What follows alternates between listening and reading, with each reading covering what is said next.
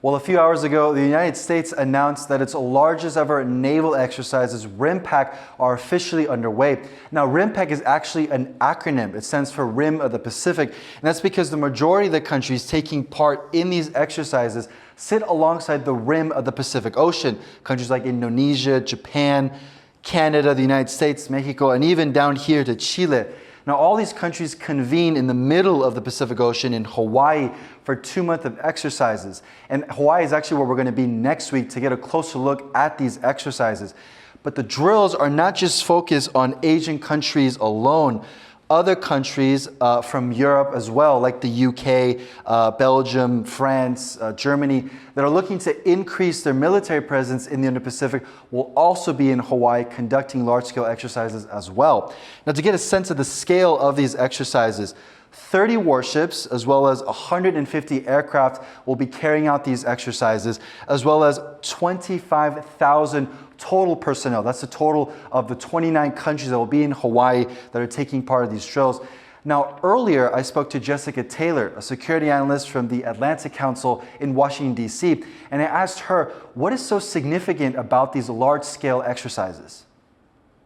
I think as we more and more are kind of coming to the conclusion in the region that a lot of different countries are having the same threat perception, that it's very important for us to get together and make sure that we have the interoperability to operate together. It's also a time for us to have a opportunity to gain trust and build trust between militaries. While senior leaders might know each other, every year militaries and personnel switch out in different regions, especially for the US. So it's very important to ensure that we have readiness, and we do that by ensuring that we have regularly scheduled exercises.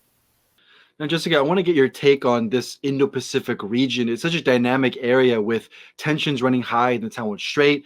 You have the clashes between the Philippines and China in the South China Sea. And you also have these continued weapons tests from North Korea around the Korean Peninsula. I want to ask you, how do you think countries are going to approach an exercise, an opportunity like RIMPAC, and sort of to try to manage this area? So I think like, even just bringing up which threat we're talking about, you really hit on something that's very important, that for this exercise specifically, that because there's different threats, it provides this opportunity to get together and exercise as militaries for a diversity of threats. I would say in the near term, especially as we get closer to the US presidential election, there is real concern on the Korean Peninsula for something to occur around the U.S. presidential election.